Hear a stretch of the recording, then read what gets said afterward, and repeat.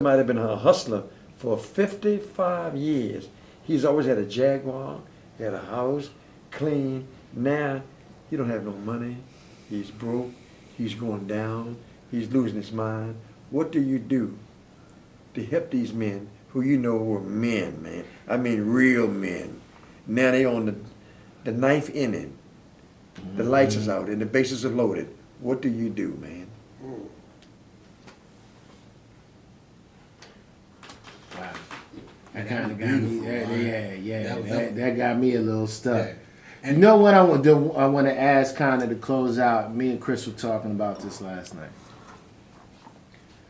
We spent $80 billion to incarcerate people, but when you have these foundations and Department of Justice with these grants, you know, it's a $5 million request for proposals, RFA.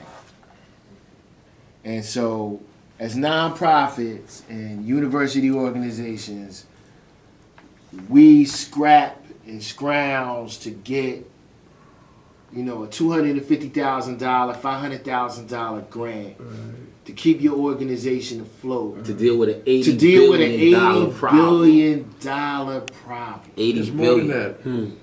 And so, how, in the scale of things, do we begin to address, and it is more than that. How y'all doing? But how do we begin to address it? Let's doing it for free. Let's just say 80 billion as a number, but we know it's far more than that if we factored in everything. But how do we take an $80 billion problem with a $500,000 grant and begin to put a dent in the situation? You know, if you tie in the universities and the nonprofit community groups, and they're gonna weed themselves out, man, we have to do something. When I say there's more than 80 billion, there's 5 billion in telephone revenues. When they pay the money that's generated from the telephone revenues, they get another 15 to 20 million dollars a year from interest and commissions from the debit cards. Everybody come out of federal prison now, the state prison, get a debit card, and you get a debit card. And every time you use your card, it's $1.75 or $2.25 for a usage fee. If you don't use it for 7 days, there's another fee. So there's all kinds of rip-off kinds of fees connected to that. Then you put on the video visiting. You got to pay now for a half-hour visit. It takes $15 to meet somebody, to see your family in prison for $15. You know what I mean? Then you go to the prison commissary. There's over 6,545 prisons in America, federal and state. And every prison has a 7-Eleven. I call it 7-Eleven because there's only one store. And every store in every prison is averaging $65,000. 6,500 prisons are generating $6,000 business per month. This is every month. You can only buy from this one store. The prices are subject to change at any time without any notice or whatever. And this is the only store that you can buy from. When you go to the federal prisons, you got TV, you look at the news, but you can't hear it. You have to buy a $35 MP3 player in order to listen to TV, to listen to the news. So every aspect of prison life is an economic stream from some industry or business. And if you look at the federal system, they don't have no contracts with minority businesses to provide commissary items, food, shoes, and nothing. No federal prison has a contract. I didn't even know that. That's amazing. So Roach, that's my point. Yeah. And Tyrone, that's my point. So we were talking last night, and I brought it up. We were in my kitchen. I brought it up to Chris, and Chris was laughing. But in all seriousness, we go to these and we're going to the same organizations that created the problem. So based on Roach's analysis, cost analysis, let's just say we had 150 billion. We're going after a $250,000 grant to address over $100 billion problem. You know what? And I know some things is far bigger than me. You know, the contents of equations and numbers. But it takes me to the point of a poem that I once heard. We the willing, led by the unknowing, doing the impossible for those that are ungrateful. We have done so much with so little until we're now qualified to do anything with nothing. This becomes the perspective that I look at. I look at the natural resources that we have as a community in understanding what we have got to do if we are going to survive this pledge that we are confronted with now.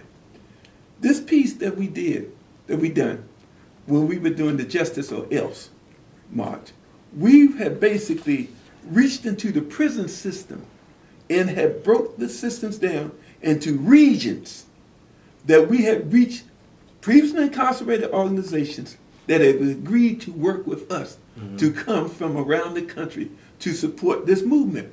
But we also reached into the prison where we got a number of brothers, known gang leaders in charge of different segments of gangs and crews around the country, where they basically gave us their support in the contents of their names and their images to be able to say that they would help to stop the black on black and the homicides that was occurring within the prison and would send the word out here to the city. And I think that as we begin to look at how do we make something out of nothing, we got to be able to be as creative as we can and to utilize the natural resources that we have and to organize the goodwill and the intent for individuals to want to reverse this situation by mere fact of knowing we ain't supposed to be here.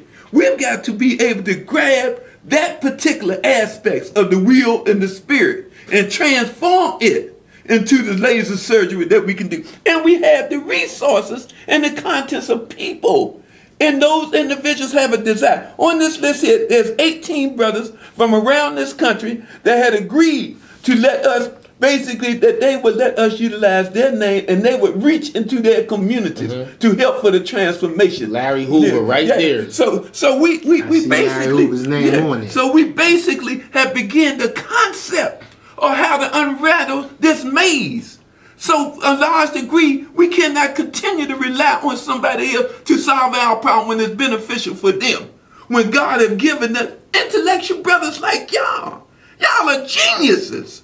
It's just a matter of mobilizing those individuals around you that can help to beat the drum for this. That's the answer. Yo, we've been doing that since we got here. Yeah. Yo, Guy Fisher on the list. Yeah. Guy Fisher. You know, we did a show Tuesday, and Guy Fisher's sister called in on the radio last Tuesday. Guy Fisher is a guy that's been in 35 years. He was in Nicky Vaughn's gang up in New York. He was the first black owner of the Apollo Theater. He used his drug proceeds to buy the Apollo Theater in New York City, and he spent several $1 million to renovate the Apollo. So when the Apollo came back in the 90s or the late 80s, Guy Fisher was a principal investor, banker for this position. So he got arrested, and they gave him life without parole. He's been in 35 years. He's got 5 degrees. He's written 4 plays. He got a PhD. And somebody been in 35 years and made all this kind of accomplishment, got 5 degrees and wrote 4 or 5 books, and he's a doctor, and they won't give this guy no consideration for release. We had to demand the people that we want in our communities. He from our community, like Tyrone mentioned, we had 18 people from around the country, guys who got terrible reputations, who are highly respected, who all over the country got tremendous influence. Even though they're in prison, they can send a word out and stop stuff in the street. And we got to use them to stop that. Ty, I want you to rattle off some of the names on it, if you can. Some of the names on that list. Okay, we got brother. I told Guy Fisher on there and Larry Hoover from Chicago on there. Everybody know who Guy Fisher is. We got Roach a brother. said, explain his story. We got a brother on here, Wayne Perry out of the district. Wayne Perry on the list. Wayne Perry on the list. Oscar Lopez, Lito Dargenios.